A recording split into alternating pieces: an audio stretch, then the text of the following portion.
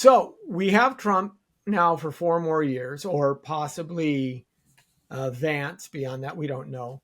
What do you think will be the practical outcomes for the country at large and for Christians specifically? 2 points that people have brought up specifically are: one is a complete realignment of the federal bureaucracy. Everybody is seeing, and it's specifically the Department of Justice, the FBI, because of the lawfare, and given Trump's penchants, there is no way that they will stay as they are. They're just not going to happen. But secondly, you have Justice Alito and Justice Thomas, who are very up in years, and they may have been reticent to retire. They may now, within the next 4 years, feel comfortable to retire, which may then set a Supreme Court selection process, especially since Republicans now both control the Senate and the House. We may see a more conservative court for decades to come. But what else do you see in the future for the country and for evangelicals? What should we be looking for going forward? I mean, as an evangelical and as someone who votes unabashedly pro-life, I really, I mean, I was happy with Trump's election, but I do think that's something to keep an eye on. I do think evangelicals are, I mean, I think our system, our politics, our culture is generally Christian, but to sustain that type of culture, you need Christians who are sincere in their faith, that practice their faith, where they attempt to consistently renew that culture with their faith. And so I think there's a vital role for evangelicals to play in American politics, especially on the life issue. And I'm sure you guys have heard people make the analogy between slavery and abortion. But Lincoln on slavery said, look, slavery is the very core of the American system, because the pro-slavery position says that the government can determine the basic humanity of its citizens, and it can deny the protection, legal protection of the government to whoever, to those citizens. If it deems them as not human or not human enough, then we can enslave them. And Lincoln said, this cuts to the very core of the American system.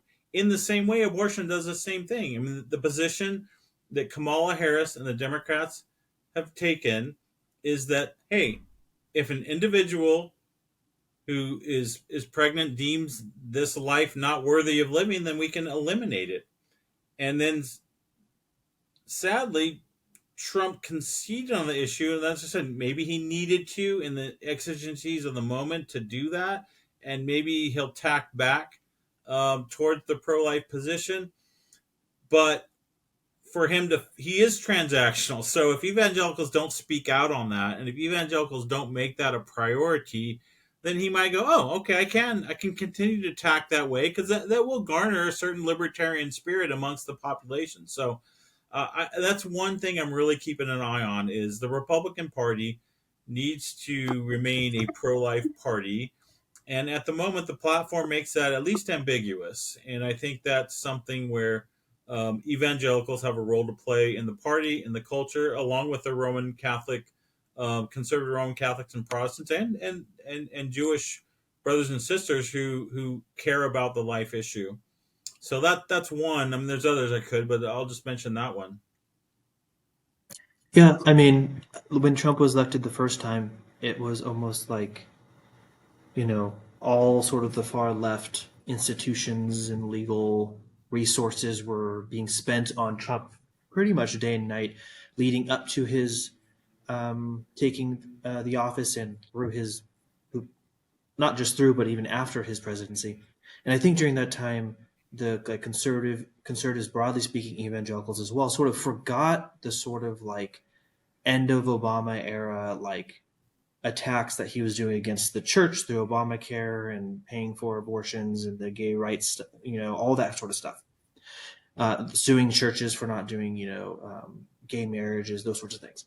So then Trump gets in the office. He's now being just attacked left and right. The resources are sort of pulled back from the local churches and stuff, and they sort of breathe a sigh of relief and then be like, this is great. And then he loses. The attacks all start happening again. They're like, oh my gosh, this is so bad. He's now back in office. I think the first thing is to realize, like Dr. Weber was saying, like when the far left apparatus is being pulled back to sort of attack Trump on the daily basis and try to undermine his legitimacy and his character and all these sorts of things, it is a perfect opportunity to become engaged in politics as an evangelical, to navigate what that looks like. We did get Roe v. Wade taken off the books. Now it's time to actually follow through with the legislative actions, the social freedoms that we now have to be able to maneuver without being attacked by every single far left organization, because the resources are being pulled when it comes to questions of gay marriage, when it comes to questions of DEI stuff within like investing, if it comes in with questions of the transgenders, books and supporting all of that sort of like crazy stuff. Like all that's going to be withdrawn for a moment, but don't take that as like it's been defeated. It's just been reallocated for the time being. Right. And so you have to follow through. So that's a good point. Let's draw the Reconstruction era parallel. Slavery is abolished legally, but in the South, it's not necessarily abolished in the minds and the hearts of the slave owners. Now, they're a small contingency in the South. There's a lot of sharecroppers and folks in white Appalachia of the mid 1800s who maybe they feel a little superior to the blacks, but they're not necessarily sold on slavery themselves. How much does the governing law and the enforcement of that law change the minds and hearts of people to start accepting folks as equal? Does that have to lead the way, or is it a much longer? Is it a more of a Booker T. Washington and a Harriet Beecher Stowe and folks like that who come along and start changing minds more? Maybe in the North primarily, but that mindset becomes more and more dominant to where it becomes easier to say, no, these people can't be slaves. How do we use that same, because I'm using abortion as the counter, right? Yeah. Do we need to have the laws lead the people? Is that even possible? Or can the people, once they see in their hearts that unborn children are actually children, and our technology is giving us that opportunity. Obviously, most unplanned pregnancy centers, crisis pregnancy centers, what they do is they save up for an ultrasound, preferably a 3D ultrasound, because that's all they need. They said it's been the single most effective tool at dissuading women from having abortions when they actually see their child in utero. They can't do it anymore. They say this is obviously a baby. So technology is helping us there. But do we need the laws to lead the people, or do we need to have the hearts and minds of the people change so that the laws will then reflect that? You need both. Yeah, I was just going to say you need both, and that's where abortion, like gay marriage, like slavery, came down by judicial action. Yeah. It was imposed through judicial action. It's the imposition is removed through judicial action, but then that opens up the space for politics. I agree with you, Logan, that you need the law to be rightly ordered to the good and to nature, natural law. That a human person needs to be respected in law. You can't just simply destroy human life because it's your whim, it's in your interest, or you feel superior in some way. You can't enslave them or destroy them, right?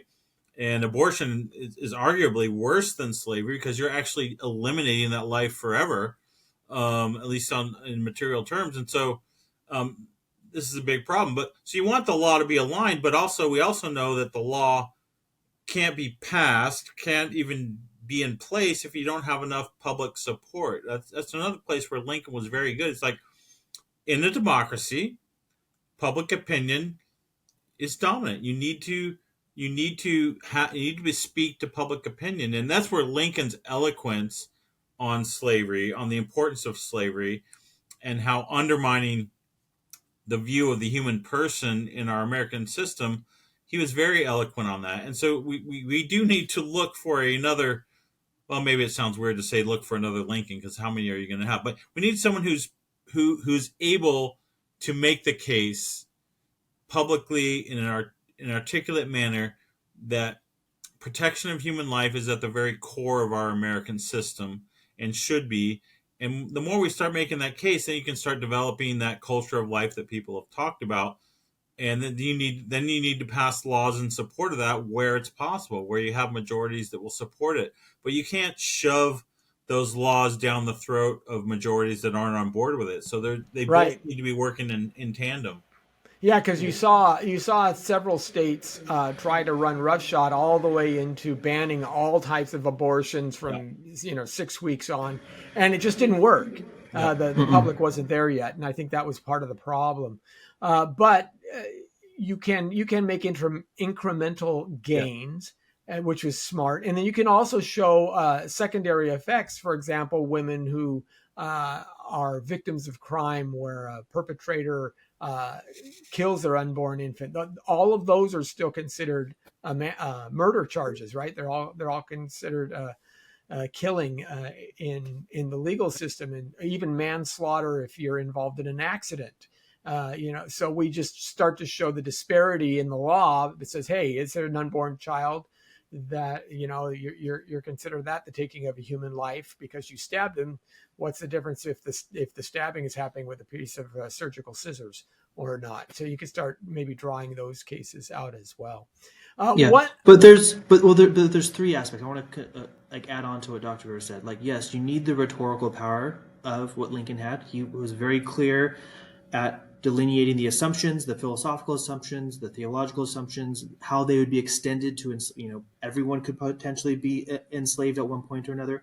But then what Lincoln had, and this is something that we also need to develop, is also the moral courage. He wasn't fumbling around being like, well, do I really want to enforce Yeah. my beliefs about slavery on everyone? That did not come up. It was a very clear, yes, I will enforce it because I believe this is true and just, and under our U.S. Constitution and the way in which we view human life. And the third one is that he then enforced it. This is the third part. I was talking to someone else in the political world a couple of days ago about it. I was like, Lincoln comes on, and it's the one and only person that's executed for the importation of slaves. It was under Lincoln, and it was to show a demonstration of force of I will enforce it. And they did. They pleaded to have his, sentence, removed or to extend it. It's no, this person being executed for the importation of slavery as defined by law. And it was shown as just a show of force that yes, we believe that it is wrong. We're not going to quibble over do the states, in this case, it was a question with Douglas, do the states have the right to determine in the territories, blah, blah, blah. But the point being is you need all three: the moral clarity, the rhetorical application, but also the strength and will to see it all the way through. And you have to start in places that are more receptive to it than California. Go to a state that is open to the protection of human life. I think that last piece is going to be the hardest because the one thing that's noticeably absent in most of politics today is courage. Yes. So. Yeah. But one thing Logan said also I want to build on is Lincoln was a prudential politician. And this semester I'm having the opportunity to teach a class on statesmanship, and the role of prudence is key. And I think, again, evangelicals have kind of lost the ability to think through prudential judgment. Remember, there were abolitionists in Lincoln's day who said we need to abolish slavery. And William Lloyd Garrison up in New England was saying, look, the Constitution is a pact with the devil. Forget about the Constitution. Just abolish slavery. And Lincoln was like, no, I'm a constitutionalist. Yes. I'm a prudential politician, and I will ban slavery where the Constitution allows me to, which is in the territories. But I can't touch it legally in the South. Lincoln also, John Fremont, sought to free the slaves in Missouri, which was a border state, which was still part of the Union. And Lincoln stepped in and said, no. He reversed that order, right? He said, no, Missouri is still in legal union with us. Missouri, Kentucky, Maryland, Delaware, these are all slave states, but they're all border states, and they're part of the Union. I need to respect the laws in those states. But then a few weeks later, he issues the Emancipation Proclamation, freeing the slaves in the South, in the states that are at war. And so you can kind of see Lincoln's prudence there. I'm going to resist the impulse of the abolitionists who are morally correct, but they're constitutionally and legally wrong, he would say. And I'm also going to use my power to protect my friends, even if they have the wrong moral stance, like in Missouri and Kentucky. But I am where I have the power, where they're at war, use my power prudentially to free the slaves in the South. And so I think in that example of Lincoln on slavery, trying to navigate prudentially through these different This is I want to shoals. tack this on because Yeah. this is what is so beautiful, like especially with the prudential thing, the prudential aspect, right? Because Lincoln frees the slaves in the South through his war powers, right? And he frees them. It's this sort of catch-22 thing where he frees them because he has the power in war to seize property. So he argues that it might work that he could seize the slaves because they're viewed as property and then set them free. So this is like this weird situation where he's able to navigate his war powers in relation to the Southern understanding of what he was seizing and then free them under the Northern understanding of what he was seizing. And then he's like, but we have to create laws because I don't know how this will hold up in the Supreme Court, but it Mhm. is one of those prudential parts of his effective his the prudential aspects of being a general and a president at war, and something that I think the pro-life movement should take to heart. Like it's a high level of prudence and legal sophistication that Lincoln does in fact employ in this area.